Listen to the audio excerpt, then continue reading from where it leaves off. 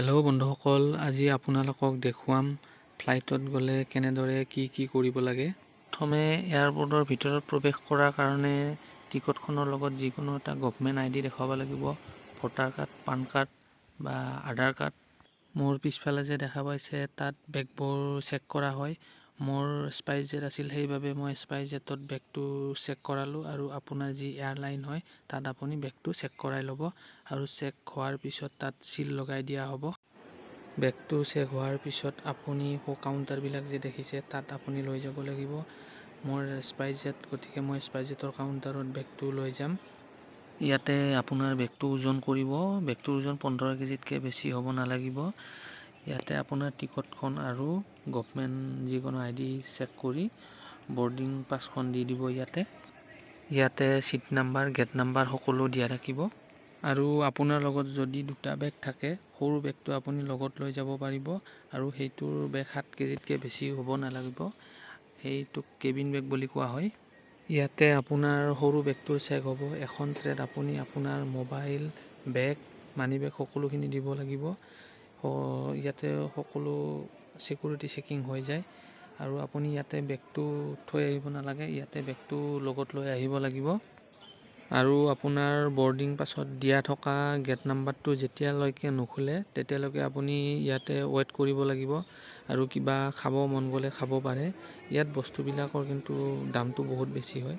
বাহিৰত যিটো 100 টকামান হয়, ইয়াত 200-250 মান দাম হয়। আৰু ইয়াতে আপুনি আপোনাৰ ফ্লাইটখনৰ ডিটেইলছ চাব পাৰে। মোৰ স্পাইচজেট SG3282 এইখন হৈছে মোৰ যাব লগা ফ্লাইট আৰু মই যাব লগা ফ্লাইটখনৰ গেট নাম্বাৰ হৈছে 3 নম্বৰ। বৰ্ডিং পাছত গেট নাম্বাৰটো দিয়া থাকে। বৰ্তমানলৈকে 3 নম্বৰ গেটটো খোলা নাই, তালা লগোৱা আছে। 15-20 মিনিটমান আগত গেটটো খুলি দিয়ে। আৰু ফ্লাইটত আহিলে সদায় এটা কথা মনত ৰাখিব, আপোনাৰ ফ্লাইট যদি 4টা বজাত, আপুনি 3টা বজাতে আহি উপস্থিত হ'ব লাগিব, নহ'লে আপোনাক বৰ্ডিং পাছ নিদিব। সদায় 1 ঘণ্টা আগত আহিব লাগে। আৰু গেট খুলি দিয়া হ'ল, গেটৰ ওচৰতে বাছ ৰৈ আছে। ফ্লাইটখন দূৰত থাকিলে বাছেৰে লৈ যোৱা হয়।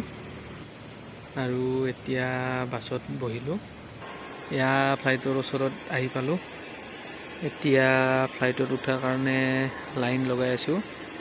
ইয়াতে বৰ্ডিং পাছখন চেক কৰি ফ্লাইটৰ ভিতৰত সোমাব দিয়া হয় আৰু বৰ্ডিং পাছৰ সৰু ছাইডটো ইহঁতে ৰাখি থয় আৰু ডাঙৰ ছাইডটো আপোনাক উভতাই দিব। আৰু এতিয়ালৈকে 12খনমান ফ্লাইটত উঠিলোঁ, কিন্তু এনেকুৱা সৰু ফ্লাইটত উঠা নাছিলোঁ। এইখন মোৰ প্ৰথম সৰু ফ্লাইট হয়। আৰু ফ্লাইটৰ পিছফালে আমি জমা দিয়া বেগবিলাক ভৰাই আছে আৰু নিজৰ লগত অনা সৰু কেবিন বেগটো নিজৰ চিটৰ ওপৰত থ'ব লাগে। आपके कैबिन के में आज रानी और मैं मेरी आपकी सीनियर कैबिन क्रू हूँ। जब तक जरूरी ना हो अपनी सीट पर ही बैठे रहें। It's glad to have you on board SpiceJet flight SG3282 from Guwahati to Kolkata. A special welcome to our Spice Club members who are traveling with us today. This flight is under the command of Captain Sushmita Singh and First Officer Pritam Hazra. Your cabin team today is Rani and I am Mary, your senior cabin crew. আৰু এয়া প্ৰত্যেকৰে চিটৰ ওপৰত পোহৰ আৰু এচিৰ বতাহ লোৱাৰ ব্যৱস্থাটো থাকে। নিজৰ ইচ্ছামতে বন্ধ কৰিব পাৰে, অন কৰিব পাৰে। আৰু যদি কাৰোবাক পাৰ্চনেলি এচি, বতাহ বা পোহৰৰ প্ৰয়োজন হয়, ল'ব পাৰে। ফ্লাইটৰ ভিতৰত পানী খাব বিচাৰিলে পানীটো ফ্ৰীত দিয়ে আৰু যদি কিবা কিনি খাব পাৰে, নহ'লে আপোনাৰ টিকটত যদি কিবা খোৱা বস্তু বুক কৰি লয় সেইটো আপোনাক দি দিয়ে। হাই বন্ধুসকল, এয়া 1 ঘণ্টাৰ পিছতে কলকাতা আহি পালোঁ। এয়া কলকাতাৰ আকাশৰ পৰা ৰাতিৰ দৃশ্য।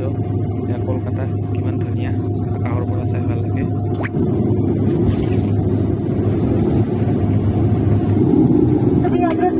अपने निर्धारित स्थान पर बैठे रहे जब तक कुर्सी की पेटी पर आने का संकेत बंद नहीं किया जाता। धन्यवाद।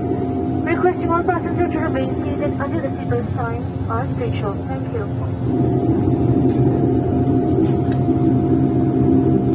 আৰু এতিয়া ফ্লাইটখন লেণ্ড হোৱাৰ পিছত নিৰ্ধাৰিত স্থানলৈকে ফ্লাইটখন গৈ আছে লাহে লাহে। এতিয়া কলকাতা এয়াৰপৰ্ট আহি পালোঁ। এয়া হৈছে কলকাতা এয়াৰপৰ্ট। এতিয়া কলকাতা এয়াৰপৰ্টত ফ্লাইটৰ পৰা নামিলোঁ আৰু ইয়াৰ পৰা বাছেৰে এয়াৰপৰ্টৰ ভিতৰলৈকে লৈ যাব আমাক। বাছৰ কাৰণে অপেক্ষা কৰিব নালাগে, বাছ উঠিলে হ'ল, ৰখি থাকে বাছ। এতিয়া বাছেৰে গৈ আছোঁ এয়াৰপৰ্টৰ ভিতৰলৈকে। এইবিলাক ফ্লাইটবিলাক ৰখোৱা আছে চাৰিওফালে ফ্লাইট কলকাতা এয়াৰপৰ্ট কিমান ডাঙৰ চাই লওক এইখন ফ্লাইট ৰখোৱা আছে ফ্লাইট বিভিন্ন এয়াৰলাইন্সৰ ফ্লাইটবিলাক ৰখোৱা আছে এইবিলাক ধুনীয়াৰ শাৰীকৈ লগোৱা আছে ধুনীয়াৰ ফ্লাইট আৰু যিসকলে য'ত ফ্লাইটবিলাক লেণ্ড হয় ফিল্ডখন দেখা পোৱা নাই চাই লওক কিমান ডাঙৰ ফিল্ড হয় বহুত ডাঙৰ ফিল্ড হয় ইয়াতে বিভিন্ন এয়াৰলাইনৰ ফ্লাইটবিলাক ৰখোৱা আছে সেইবিলাক শাৰীকৈ ৰখোৱা আছে আৰু যিসকলে ফ্লাইটৰ টিকটটো কমত হোৱাটো বিচাৰে যিমান পাৰে আগতীয়াকৈ টিকটখন কৰি ল'লে হ'ল এমাহমান আগত কৰিলে বহুখিনি কমত হয় যদিও ফ্লাইটৰ টিকটৰ প্ৰাইচটো ফিক্স নহয় আপ ডাউন হৈ থাকে তথাপিও এমাহমান আগত কৰিলে বহুখিনি কমত হয় 2500 মানৰ ভিতৰত হৈ যায় আৰু মোৰ এসপ্তাহ আগত কৰাৰ কাৰণে 4,500 পৰিছে আৰু এতিয়া বাছৰ পৰা নামি এয়াৰপৰ্টৰ ভিতৰত গৈ